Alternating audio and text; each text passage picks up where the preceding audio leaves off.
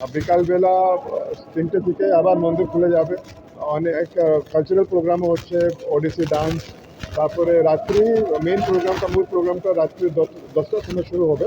আজকে কেন কি জন্মাষ্টমী, সেই জন্য মন্দির মিডনাইট পর্যন্ত, রাত্রি 12টা পর্যন্ত খোলা থাকবে।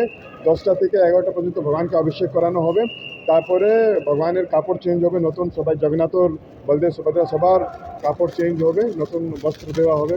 তারপরে 11:30 ভোগ অর্পণ হবে। ঠিক 12টা ভগবান দর্শন দেবেন আর মহাআরতি হবে। আরেকটা স্যার, ভগবানকে 56 ভোগ দেওয়া হবে,